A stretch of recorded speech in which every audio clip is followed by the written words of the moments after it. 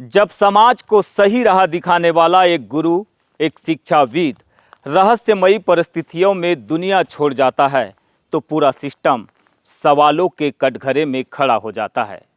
Apala academy के संचालक Narayan Bopche sir की मौत को आज पूरे 1 साल होने जा रहे हैं।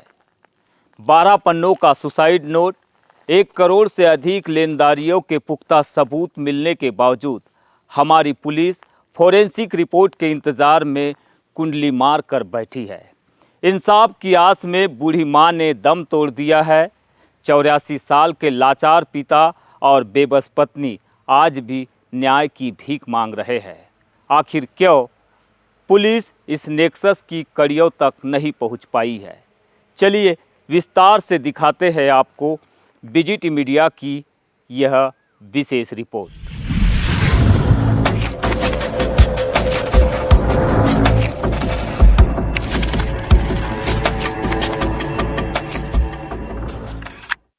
वाकया पिछले साल 9 जून 2025 का है, जब बोपचे सर हमेशा की तरह कोचिंग जाने के लिए घर से निकले लेकिन वापस नहीं लौटे। दोपहर 12 बजे पत्नी इंदु बोपचे ने कॉल किया, घंटी जाती रही लेकिन कोई जवाब नहीं मिला। पूरी रात तड़पने के बाद 10 जून की सुबह 8 बजे पुलिस को सूचना दी गई। कॉल सर्विलांस के आधार पर पुलिस वैनगंगा नदी के आमा घाट पहुंची, जहां रेत पर अर्धनग्न हालत में बोपचे सर का शव मिला। पास में ही कपड़े, सल्फास की डिब्बी और 12 पन्नों का एक विस्तृत सुसाइड नोट बरामद हुआ। पुलिस ने इसे आत्महत्या मानकर मर्ग कायम किया और जांच शुरू की, लेकिन उस 12 पन्नों के सुसाइड नोट का असली सच आज तक सार्वजनिक नहीं किया गया। बाजार में यह अफवाह फैल गई कि नारायण बोपचे ने कर्ज के बोझ तले दबकर अपनी जान दी, जो उनके परिवार को भीतर तक कचोटती है। हकीकत यह है कि बोपचे सर का पूरा परिवार शिक्षा क्षेत्र से जुड़ा है और वे आर्थिक रूप से बेहद सक्षम थे।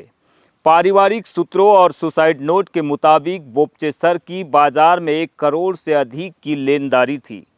इसमें एक महिला पर 64 लाख रुपए और एक अन्य शख्स पर 8.5 लाख रुपए बकाया थे, जिसके चेक आज भी पत्नी इंदु बोपचे अपने पास होने का दावा कर रही है।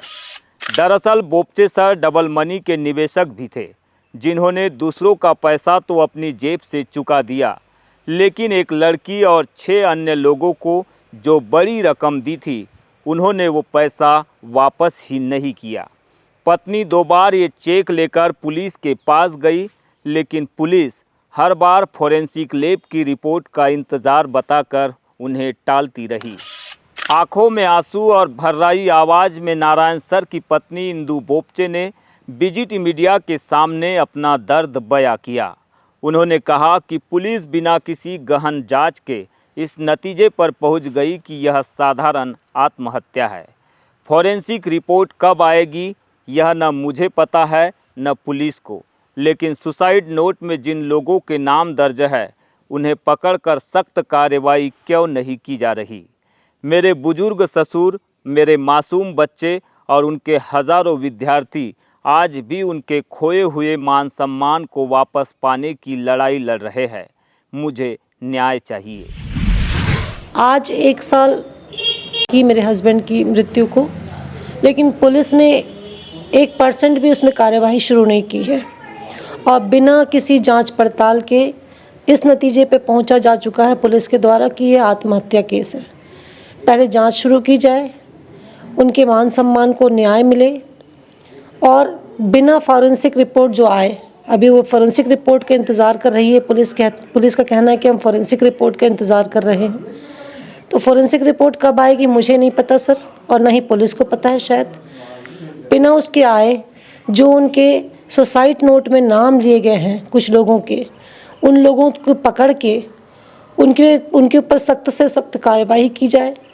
पता करें कि जो भी इसका कारण था वो सही कारण क्या है और उन पे कड़ी से कड़ी कार्रवाई की जाए और मेरे पति की मान सम्मान को न्याय मिले। उनके साथ जो हज़ारों लोग विद्यार्थी जुड़े हैं उनकी उम्मीदों को न्याय मिल सके। जो मेरे बुज़ुर्ग ससुर हैं मेरे जो परिवार के जन हैं, मेरे बच्चे हैं, और मैं अपना स्पेशल बोलना चाहूँगी कि मुझे भी न्याय मिले कि मेरे पति का मान सम्मान बना रहे, जो पहले उनका था हमेशा के लिए वो बना रहे। इस मामले में अब सामाजिक आक्रोश भी फूट पड़ा है। पवार समाज के जिला अध्यक्ष विशाल बिसेन ने पुलिस की कार्यप्रणाली पर गंभीर सवाल उठाए हैं। उनका कहना है कि नारायण बोपचे सर ने हजारों बच्चों का भविष्य संवारा है। बिना जांच के उनके चरित्र पर कीचड़ उछालना बर्दाश्त नहीं किया जाएगा। हम पौनी के युवा उद्यमी शशांक पटले सुसाइड केस, नांदी मोहगांव के बिसेन दंपति हत्याकांड और बोपचे सर के मामले को लेकर सीधे मध्य प्रदेश के मुख्यमंत्री और डीजीपी से मिलकर न्याय की गुहार लगाएंगे। घटनाक्रम उस समय घटा वो कहीं ना कहीं सबके लिए प्रश्न चिन्ह छोड़कर चला गया। आदरणीय सूरजलाल बोपची जी, उनके पिताजी वयोवृद्ध, हमारे साथ हमारे समाज के जब भी ऐसे सांस्कृतिक कार्यक्रम होते हैं उसमें जैसे देवी जागरण हो रही, रामायण हो रही, उसमें वो खुद इस उम्र में भी सहभागी बनते हैं। हमारे जो नारायण भैया के ससुर साहब टीसी बिसेन साहब, वो हमारे समाज के वरिष्ठ जन पालक संरक्षक हैं। तो कहीं ना कहीं मेरे ऊपर निश्चित सामाजिक दबाव तो है।